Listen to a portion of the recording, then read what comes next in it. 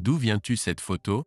Demanda Samantha, sa voix tremblante d'un mélange de colère et de peur. La photo brillante la montrait en train d'embrasser passionnément un autre homme, ses mains agrippant sa taille de manière possessive.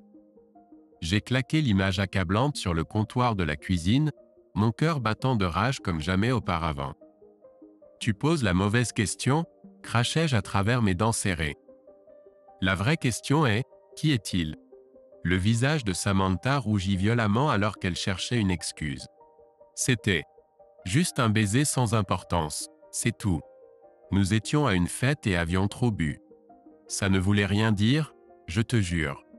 Ah, donc tu embrasses juste des inconnus quand tu es saoul? Raillai-je, passant une main dans mes cheveux en désordre. C'est une excuse assez pratique, tu ne trouves pas? John, je t'en prie, tu dois me croire. Elle tendit la main pour toucher mon bras, mais je me suis reculé de son étreinte. C'était une erreur stupide, mais ce n'était rien de plus qu'un baiser ivre en public. Je n'aurais jamais vraiment trompé.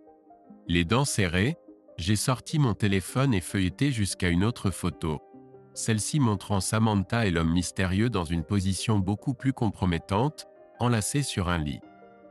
Alors comment appelles-tu ça? Grognai-je, lui fourrant le téléphone sous le nez. Les yeux de Samantha s'écarquillèrent, sa bouche s'ouvrit sans émettre de son alors que des larmes jaillissaient de ses yeux. Pendant un long moment, elle ne dit rien, apparemment incapable de formuler un autre mensonge. Je veux son nom, dis-je d'un ton bas et menaçant. Si tu veux une chance de sauver ce mariage, tu vas me dire exactement qui il est maintenant. Elle secoua la tête en silence, des larmes épaisses coulant sur ses joues. Mon cœur se tordit malgré la colère. C'était la femme que j'avais aimée et en qui j'avais eu une confiance totale pendant 6 ans de mariage. Attrapant ma valise, j'ai brossé devant elle en direction de la chambre pour commencer à faire mes bagages. « Où vas-tu » m'appela-t-elle, une lueur désespérée dans sa voix. « Je pars quelques jours pour me remettre les idées en place », lançai-je par-dessus mon épaule. « Ne cherche même pas à m'arrêter, Samantha. Je ne peux même pas te regarder en ce moment sans me sentir malade. » Ses sanglots résonnaient derrière moi alors que je fourrais précipitamment des vêtements dans la valise. Quand je suis ressorti, elle se tenait dans le couloir, le mascara coulant sur son visage. « John, je t'en prie, nous pouvons surmonter ça. Ne pars pas, je t'en supplie. » Me préparant mentalement contre le regard suppliant dans ses yeux, je suis passé devant elle en direction de la porte d'entrée. Je reviendrai plus tard pour le reste de mes affaires. Et je te préviens, Samantha, si tu n'es pas prête à me donner le nom de ce salaud, je demande le divorce immédiatement. Ses sanglots me suivaient jusqu'à la porte et dans la nuit. Pour l'instant, j'avais besoin de la distance pour assimiler la dévastation de sa trahison et décider si notre mariage valait même la peine d'être sauvé. J'ai sorti à nouveau mon téléphone et fait défiler jusqu'à une autre photo, celle-ci encore plus accablante que la précédente. C'était un cliché clair et rapproché de Samantha et de l'homme mystérieux dans une étreinte passionnée, leurs corps entrelacés et leurs vêtements en désordre. J'ai fourré le téléphone sous son nez, ressentant une satisfaction tordue en voyant son expression se décomposer. « Oh mon Dieu !» murmura-t-elle, une nouvelle vague de larmes coulant sur ses joues. Samantha s'effondra sur le canapé, enfouissant son visage dans ses mains alors que ses épaules tremblaient de sanglots. Pendant plusieurs longues minutes, le seul son était ses pleurs étouffés. Je restais là à la regarder impassiblement, toute ma colère et ma douleur se cristallisant en une résolution froide. Quand elle releva enfin la tête, les yeux gonflés et le maquillage brouillé, je la fixai d'un regard acier. « J'attends une explication, Samantha. Ou mieux encore, des excuses. » Elle ouvrit la bouche, mais aucun mot ne sortit. Secouant faiblement la tête, elle semblait se replier sur elle-même, incapable ou peu disposée à avouer son infidélité. Dégoûté, j'ai attrapé ma valise et me suis dirigé vers la porte. « Puisque tu ne veux pas me donner la décence de la vérité, voici ce qui va se passer, dis-je d'une voix basse et contrôlée. Je pars pour le week-end pour prendre de la distance et décider si je veux même essayer de sauver ce simulacre de mariage. Et oublie de m'appeler ou de m'envoyer des messages. Je bloque ton numéro, sauf pour les urgences concernant Tommy. John, non, cria-t-elle, se débattant pour se mettre debout. S'il te plaît, nous devons parler de ça. Je lui lançai un regard méprisant par-dessus mon épaule. Nous parlerons quand tu seras prête à être honnête avec moi. D'ici là, ne te fatigue pas. Sur ces mots, j'ai ouvert violemment la porte d'entrée et suis sorti dans l'air frais de la nuit, la refermant derrière moi. Alors que je lançais ma valise dans le coffre et m'installais au volant, je pouvais voir la silhouette de Samantha à la fenêtre, affaissée et vaincue. Une partie de moi avait mal de rentrer à l'intérieur, de la prendre dans mes bras et d'essayer de donner un sens à ce cauchemar. Mais la plus grande partie, celle qui se sentait trahie par sa tromperie, savait que j'avais besoin de ce temps à part pour tout assimiler et décider si notre mariage était même récupérable. Le cœur lourd, j'ai quitté l'allée et me suis dirigé vers un motel à proximité, l'esprit tourbillonnant de 1000 pensées différentes sur le divorce, la garde de Tommy, le partage de nos biens. J'avais le pressentiment que ce n'était que le début d'un chemin extrêmement difficile. Alors que je m'enregistrais dans un modeste motel pour le week-end, mon esprit ne cessait de revenir sur les circonstances qui avaient amené Samantha et moi à ce carrefour. Nous avions déménagé à travers le pays il y a un peu plus d'un an pour mon nouveau poste d'ingénieur, une grande promotion censée nous assurer une vie stable. Quitter nos familles et nos amis dans l'Ohio avait été difficile, mais nous étions déterminés à faire un nouveau départ et à vraiment nous concentrer sur notre mariage. Dans notre nouvelle ville, nous avions rapidement sympathisé avec le cercle d'amis de travail de Samantha, un mélange éclectique de jeunes professionnels avec lesquels elle s'était liée dans l'agence de marketing où elle travaillait. Sa meilleure amie Jessica, une blonde pétillante avec un penchant pour le dramatique, s'était presque immédiatement insérée dans nos vies. Au début, j'avais apprécié d'avoir un cercle social tout prêt pour faciliter la transition, mais ces derniers temps, je ne pouvais m'empêcher de ressentir le sentiment persistant que Jessica et les autres étaient une mauvaise influence sur ma femme. Ces derniers mois, Samantha avait commencé à sortir plus souvent, rentrant tard des « verres d'équipe » ou des « dîners de département » qui semblaient toujours s'éterniser jusqu'aux petites heures. Elle était devenue distante et secrète, constamment sur son téléphone ou inventant des excuses fragiles pour ses absences. Et maintenant, avec ces photos accablantes d'elle dans les bras d'un autre homme, mes pires craintes s'étaient réalisées, mais à quel point cette trahison allait-elle? Jessica et les autres étaient-ils au courant de l'affaire depuis le début? La pensée me mettait hors de moi, mais je me suis forcé à prendre quelques respirations apaisantes. S'énerver ne résoudrait rien.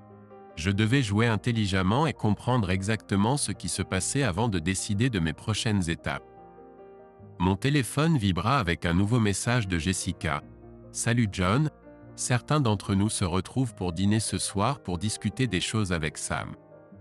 Nous pensons que ce serait vraiment bien que tu te joignes à nous, pour être sur la même longueur d'onde. » J'ai pouffé de rire à haute voix devant tant d'audace. Comme si j'allais volontairement me jeter dans ce nid de vipères. Pourtant, je devais admettre que l'idée de confronter les amis de Samantha, d'obtenir enfin des réponses, était tentante. Après une longue pause, j'ai tapé une réponse. « D'accord, je serai là. Envoie-moi les détails. S'il voulait me tendre un piège, je devrais juste être prêt à tendre le mien. Peut-être alors obtiendrai-je enfin la vérité sur toute cette affaire sordide. » Quelques heures plus tard, je suis arrivé au restaurant décontracté choisi par Jessica, mon estomac noué d'angoisse. Je pouvais voir la voiture de Samantha déjà garée devant, ainsi que quelques autres que je reconnaissais parmi les véhicules typiques du groupe d'amis. Me donnant du courage, je suis sorti de la voiture et suis entré, balayant la salle jusqu'à repérer leur table vers l'arrière. « John, par ici. » Jessica m'a appelé en agitant la main avec son habituelle exubérance débordante. J'ai remarqué qu'elle avait pris soin de m'asseoir en face de Samantha, clairement dans l'espoir d'encourager une discussion entre nous. En prenant place, j'ai sorti immédiatement mon téléphone que j'ai posé sur la table, les photos compromettantes affichées pour tout savoir. Passons les politesses, ai-je dit d'une voix basse et maîtrisée. Je veux savoir exactement qui est cet homme avec qui ma femme couche. Et je veux la vérité, plus de mensonges, plus de dissimulation. Si tu n'es pas prêt à me donner son nom ici et maintenant, alors c'est fini.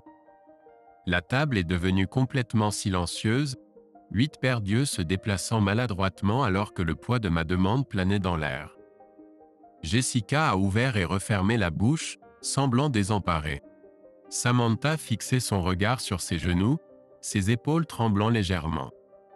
Aucune de ses amies n'osait croiser mon regard. Avec un rire sans joie, je me suis éloigné de la table, mon appétit complètement disparu. Je suppose que c'est la seule réponse dont j'ai besoin. Sans un mot de plus, je me suis retourné et ai quitté le restaurant d'un pas décidé, laissant tout ce misérable groupe derrière moi. Dehors sur le parking, je me suis arrêté et ai pris quelques grandes respirations, luttant pour assimiler le fait que les amis de Samantha avaient clairement choisi de la protéger plutôt que de faire ce qui était juste. S'il était prêt à couvrir son infidélité, jusqu'où allait cette histoire ? Un sentiment lancinant de crainte me disait que je n'avais fait qu'effleurer la surface de quelque chose de bien plus grand et potentiellement dévastateur pour mon mariage. John, attends. S'il te plaît, reviens.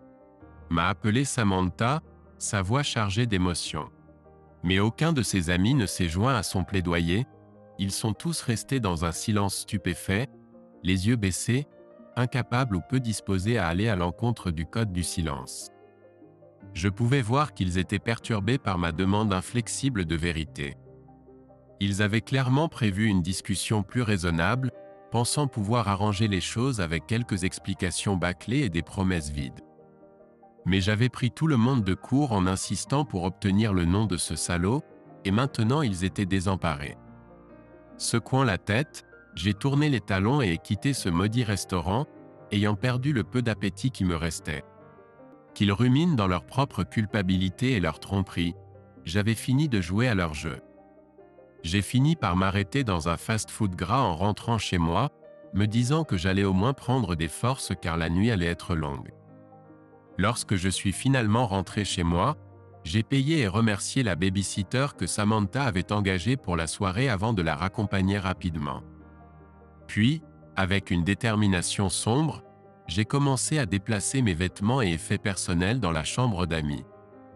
J'avais déjà acheté de nouvelles serrures avec des clés identiques pour les portes de la chambre d'amis et de la salle de bain du couloir, m'assurant que je pourrais empêcher Samantha d'y entrer si besoin était. Plus de chance pour elle de me séduire physiquement ou de me perturber mentalement. Désormais, j'allais enfermer cette partie de mon cœur loin d'elle, peu importe combien cela faisait mal. Assez, c'était assez, il était temps que je commence à me protéger. Après m'être installé dans la maison, j'ai joué joyeusement avec mon fils de 3 ans, Tommy, un moment avant de le border. Samantha a dû se rendre compte que j'étais rentré quand elle est revenue à 22h15. Elle est montée les escaliers avec enthousiasme, sans doute contente de me voir de retour, et m'a trouvé dans la chambre de Tommy, les larmes coulant sur mon visage alors que je regardais mon petit garçon dormir paisiblement. Je l'ai fait taire d'un geste et l'ai écarté pour éviter de le réveiller. « John, tu es rentré » a-t-elle chuchoté, essayant de me prendre dans ses bras. J'ai reculé, regardant ses vêtements froissés et son maquillage brouillé avec dégoût. « Encore avec ton amant, n'est-ce pas ?» ai-je marmonné, ma voix empreinte de mépris. Le visage de Samantha a rougi. « Non, non. Je viens juste de quitter le steakhouse, où nos amis m'ont aidé à trouver les bons mots pour nous remettre sur les rails. »« Garde ça pour toi, » ai-je répliqué. « Je ne suis pas intéressé par plus de mensonges ou d'excuses. Si tu veux parler, tu me donneras d'abord le nom de ce salaud. Sinon, oublie toute réconciliation. » Ses yeux se sont écarquillés de panique. « John, s'il te plaît, je ne peux pas. Tu sais que je ne peux pas révéler son identité. » « Alors je suppose que nous n'avons plus rien à discuter, » ai-je dit froidement. « Sauf une chose, as-tu l'intention de prendre mon fils et de vivre avec ton amant une fois le divorce prononcé ?» Samantha s'est reculée comme si je l'avais frappée. Quoi? Non, bien sûr que non. Tommy est toute ma vie, tu le sais. Le sais-je vraiment? Ai-je contesté, la fixant d'un regard d'acier. Parce qu'il semble que tu m'as caché beaucoup de choses ces derniers temps, Samantha. Comment puis-je croire un seul mot de ce que tu dis? Elle a ouvert et refermé la bouche, de nouvelles larmes coulant sur ses joues. Pendant un long moment, elle n'a rien dit, incapable apparemment de trouver les mots pour se défendre. C'est bien ce que je pensais, ai-je dit avec un rire sans joie. Écoute, je vais rester dans la chambre d'amis jusqu'à ce que tu sois prête à lâcher le nom de ce salaud et à tout avouer. Parce que je ne laisserai pas ton amant emmener mon fils pour jouer à la maison avec ton petit jouet. Un sanglot étouffé lui a échappé, mais je m'étais déjà retourné et avais quitté la pièce, incapable de supporter sa vue plus longtemps. Cette nuit-là, j'ai vérifié 3 fois les serrures des portes de la chambre et de la salle de bain, m'assurant qu'elle ne pourrait pas essayer de s'introduire pour me séduire avec ses mensonges et ses larmes de crocodile. Elle avait semé ce qu'elle récolterait, et maintenant elle pouvait y rester seule. Une semaine s'est écoulée et Samantha et moi n'avons échangé pas un seul mot. La maison était devenue une coquille vide, dépourvue de chaleur ou d'amour entre nous. Je passais mes soirées reclus dans la chambre d'amis, n'émergeant que pour passer du temps avec Tommy ou prendre quelque chose dans la cuisine. Samantha restait elle aussi principalement seule, réalisant peut-être enfin l'ampleur de sa trahison. C'était un purgatoire misérable et tendu, mais je refusais d'être celui qui briserait le silence en premier. La balle était dans son camp, si elle voulait une chance de sauver notre famille, elle devrait être celle qui viendrait tout avouer, mettre tout sur la table. Et après l'enfer qu'elle m'avait fait vivre, je savais que cela ne serait pas facile pour elle. D'une certaine manière, j'espérais qu'elle essaierait de se réconcilier, ne serait-ce que pour valider ma croyance que notre mariage avait autrefois signifié quelque chose pour elle. Mais si elle ne pouvait pas se résoudre à être honnête, si elle insistait pour garder ses secrets sordides, alors cela ne ferait que confirmer que notre relation était déjà vouée à l'échec. En rentrant chez moi ce soir-là, j'ai été accueilli par une surprise désagréable. Les amis en couple de Samantha s'étaient rassemblés chez nous, garant leur voiture un pâté de maison plus loin pour ne pas être vus. En franchissant la porte d'entrée, ils se sont immédiatement approchés de moi, présentant un grand homme bien habillé nommé Derek Wilson et sa femme Vanessa. Derek m'a tendu la main avec un sourire confiant. « C'est un plaisir de te rencontrer enfin, John. Je suis Derek, un ami proche de Samantha. » J'ai regardé sa main tendue avec dédain, ne bougeant pas pour la serrer. « Je préférerais que tu m'appelles Monsieur Wilson, » ai-je dit froidement. « Nous ne sommes pas sur des termes familiers. » Le sourire de Derek s'est estompé alors qu'il retirait lentement sa main. « Bien sûr. Mes excuses, Monsieur Wilson. Et tu peux arrêter de désigner Samantha comme ma femme, » ai-je continué, ma voix glaciale. Je songe sérieusement à divorcer après ces écarts. Un silence gêné s'est abattu sur le groupe. Derek a raclé sa gorge. Eh bien, c'est en fait pour cela que nous sommes tous ici aujourd'hui, Monsieur Wilson. Vous voyez, les actions de Samantha, bien que peut-être mal avisées, découlent d'une philosophie plus large que quelques-uns d'entre nous avons adoptée. Ça y est, ai-je pensé amèrement. Je pouvais seulement imaginer les sortes de contorsions mentales que ces gens allaient tenter pour justifier l'infidélité. Nous faisons partie d'une sorte de collectif, pour ainsi dire, a continué Derek. Un regroupement de personnes exceptionnellement attirantes en relations engagées qui partagent l'intimité et des expressions d'amitié entre eux. Un mariage ouvert, si vous voulez. J'ai pouffé de rire à haute voix. Tu veux dire que vous êtes un groupe d'échangistes qui ne peuvent pas se retenir? Je comprends votre scepticisme, dit Derek d'un ton égal. Mais je vous assure, notre philosophie va bien au-delà de la simple gratification physique. Il s'agit de trouver des niveaux plus profonds d'intimité, d'explorer les véritables profondeurs de la connexion humaine sans être entravé par les normes sociales. Ma mâchoire se contracta de dégoût. Ce prétentieux imbécile essayait vraiment de déguiser l'adultère comme une sorte de voyage sacré vers l'illumination? Je secouai lentement la tête. Tu te trompes complètement, Derek. Le véritable amour, la vraie intimité repose sur la confiance, la compréhension, le partage de chaque partie de soi avec son partenaire. Ce n'est pas une question de coucher à droite et à gauche juste parce que tu as peur d'être entravé. Si tu ne vois pas la différence entre cet engagement et ton petit culte sexuel, alors je te plains. Derek ouvrit la bouche pour répondre, mais je continuais, laissant toute la douleur et la colère jaillir de moi en un torrent. Et tu sais ce qui me rend vraiment malade? Grognai-je, balayant du regard l'ensemble du groupe. Le fait que vous soyez tous assis ici à essayer de me convaincre que laisser ma femme coucher avec d'autres hommes va d'une manière ou d'une autre approfondir notre connexion.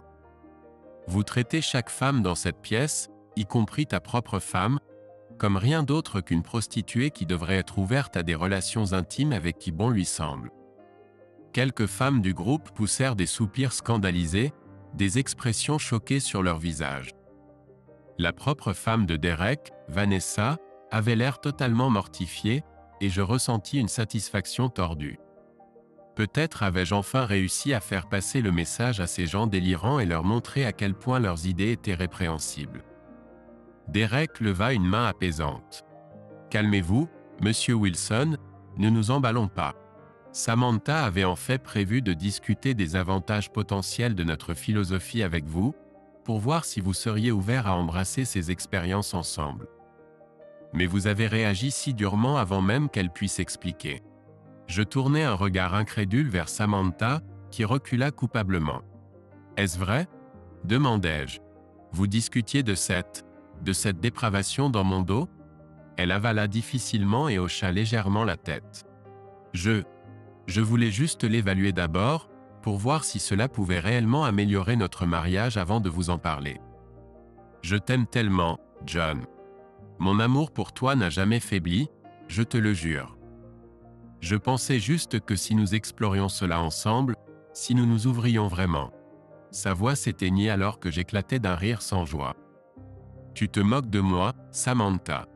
Tu agis comme si tu étais juste allé à une petite expérience avec Derek ici, mais les preuves prouvent que tu étais une prostituée à part entière te donnant à d'autres hommes. » Le regard de Samantha tomba au sol, incapable de soutenir mon regard, et je sus que j'avais touché un point sensible. Bien sûr, ce n'était pas qu'une seule fois, son incapacité à tenir mon regard confirmait mes soupçons. « C'est là que tu te trompes, monsieur Wilson, » intervint Derek avec aisance. Samantha est simplement en train de s'épanouir, de grandir à travers mes enseignements et expériences. En le faisant, elle deviendra une épouse et une partenaire encore plus incroyable pour toi. J'éclatai d'un autre rire amer. C'est ce que tu te dis pour justifier le fait de coucher avec les femmes des autres hommes? Que tu les aides juste à grandir pour notre bénéfice? Samantha posa une main hésitante sur mon bras. John, s'il te plaît, tu dois comprendre. Tu es un amant si doux, si gentil, et j'adore cela chez toi. Mais parfois j'ai envie d'une approche plus ferme, plus directe. Derek m'a montré ce côté de l'intimité, mais il ne pourrait jamais te remplacer dans mon cœur. Vous êtes opposés, yin et yang. Je retirai sa main avec dégoût. Garde tes paroles, Samantha. Je ne veux plus entendre parler de ta petite aventure. Je me retournai vers Derek, mon expression se durcissant. Je ne sais pas comment tu as réussi à séduire ma femme dans ce culte dépravé, mais je te garantis que tu vas le regretter. Le front de Derek se plissa. Maintenant, monsieur Wilson, il n'y a pas besoin de menaces. Non, tu vas te taire et écouter, grognai-je, en faisant un pas vers lui. Je vais rassembler chaque preuve, chaque petit secret sale sur votre groupe ridicule et ce que vous avez fait à ma famille. Et ensuite je vais l'utiliser comme munition pour vous détruire tous, tu m'entends? Derek ouvrit la bouche, mais je continuai, à peine capable de contenir la rage bouillonnant en moi. Je vais vous abattre, morceau par morceau, jusqu'à ce que cette excuse pathétique de « philosophie » ne soit plus qu'un mauvais souvenir. Tu as réveillé un monstre, Derek, et tu vas regretter amèrement d'avoir croisé ma route. » Me tournant vers Samantha, je lui lançai un long regard évaluatif. « Tu sais, peut-être que je devrais envisager l'offre de Derek de rejoindre votre petit groupe après tout. Laisse-moi un peu de temps pour y réfléchir. » Je lui adressai un sourire froid face à son expression stupéfaite. « Ne t'inquiète pas, ma chérie, je te contacterai. » Sur ces mots, je bousculai le groupe et montai à l'étage, claquant la porte de la chambre derrière moi. Je n'avais aucune intention de rejoindre réellement leur culte dégénéré, bien sûr. Mais si faire semblant d'accepter pour le moment me donnait l'occasion de recueillir des informations internes, eh bien, je jouerais le jeu. Après tout, j'avais maintenant une mission bien plus importante, anéantir leur organisation et faire payer chacun d'entre eux pour la destruction de mon foyer autrefois heureux. « Alors, Samantha, commençai-je, ma voix débordant d'une colère à peine contenue. Tu comptes m'expliquer pourquoi il manque des enregistrements sur mon téléphone portable? Et ne nie même pas, je sais que tu les as supprimés sans mon consentement. » Samantha se tortilla mal à l'aise, incapable de soutenir mon regard perçant. J'ai effectivement supprimé certains enregistrements, oui. Mais je te jure, John, je l'ai fait seulement parce que quelqu'un d'autre me l'a demandé. Mes yeux se rétrécirent dangereusement. Et qui, je te prie, aurait l'audace de demander à ma femme de trafiquer mon bien personnel dans mon dos? Un de tes petits copains du culte, peut-être? Elle tressaillit à mon ton accusateur. C'était Derek. Il a dit que les enregistrements pourraient être une menace s'il était divulgué, qu'il pourrait risquer de révéler les activités du groupe. Il m'a poussé à éliminer cette menace en les supprimant moi-même pendant que tu regardais. Un rire amer s'échappa de ma gorge. Donc non seulement tu m'as trahi en couchant avec un autre homme, mais maintenant tu me trahis à nouveau en prenant parti pour eux contre ton propre mari? Incroyable. Samantha ouvrit la bouche pour protester, mais j'avais déjà pris ma décision. Attrapant mon téléphone, je composai le numéro d'un ancien collègue nommé Dan. « Et mec, tu connais de bons avocats spécialisés en divorce dans la région? » Au cours des jours suivants, je rencontrai une avocate hautement recommandée nommée Béatrice Torrenson. Cette femme au caractère bien trempé m'exposa l'ensemble du processus de divorce en détail, séparation des biens, division de nos économies et investissements, et détermination des arrangements de garde pour Tommy. Elle me prévint qu'en raison de l'infidélité de Samantha, j'aurais probablement droit à une plus grande part de nos biens ainsi qu'à la garde principale de notre fils. À condition que vous ayez des preuves solides de son aventure, bien sûr, avait déclaré Béatrice avec un sourcil levé. Auquel cas, cela devrait être un cas assez simple en votre faveur, Monsieur Wilson. Alors que j'étais assis en face de cette avocate expérimentée, je ne pus m'empêcher de ressentir une profonde tristesse et une perte immense. Il y a quelques mois à peine, Samantha et moi cherchions une maison de rêve, un bel endroit pour élever Tommy et peut-être avoir d'autres enfants un jour. Nous rêvions de vacances en famille, de marquer la croissance de notre fils sur le chambranle de la porte, d'organiser des fêtes pour nos parents lorsqu'ils seraient plus âgés. Mais maintenant, tous ces rêves d'un avenir heureux gisaient en cendres autour de moi, s'effondrant sous le poids de la trahison de Samantha. Et c'était peut-être la partie la plus douloureuse, savoir que notre lit conjugal, les mêmes draps où nous avions conçu notre enfant et fait l'amour d'innombrables fois au fil des ans, avaient été souillés par son infidélité. Peu importe combien j'ai essayé, je ne pourrais jamais regarder ce lit de la même manière sans voir l'empreinte fantomatique du corps d'un autre homme emmêlé au sien, ses mensonges et sa tromperie s'infiltrant dans le tissu même de nos moments les plus intimes. La pensée me rendait malade. Je savais, au fond de moi, que toute chance de sauver notre relation avait été anéantie au moment où Samantha avait choisi de se donner à un autre homme. Le seul chemin à suivre désormais était de la couper de ma vie comme le cancer qu'elle était devenue, peu importe à quel point cela serait douloureux. Lorsque j'ai finalement confronté Samantha au sujet du divorce, elle s'est effondrée en larmes, suppliant et implorant que je lui donne une autre chance. « John, s'il te plaît, je suis tellement désolé. J'ai commis une horrible erreur, mais je te jure, ça n'arrivera plus. Nous pouvons aller en thérapie, surmonter cela. Ne jette pas tout ce que nous avons. » Mais ces pleurs sont tombés dans l'oreille d'un sourd. Endurcissant mon cœur, je l'ai regardé droit dans les yeux et j'ai dit, « Ce mariage s'est terminé au moment où tu as ouvert tes jambes pour un autre homme, Samantha. Je ne sais pas si je pourrai jamais te pardonner pour ça. » Elle s'est effondrée en sanglots, s'effondrant au sol dans le désespoir.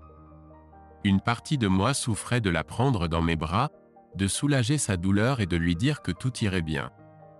Mais je savais que c'était juste le poison de sa tromperie qui continuait de circuler dans mes veines, me tentant de retomber dans le mari naïf et aveuglément dévoué que j'avais été autrefois. Non, je devais être plus fort que ça. Pour mon bien et celui de Tommy, je devais arracher cette partie de mon cœur pour toujours, cautérisant la plaie avant qu'elle ne puisse s'infecter davantage. Avec une respiration apaisante, je me suis retourné et je me suis éloigné du corps effondré de Samantha, la laissant pleurer la mort de notre mariage seul.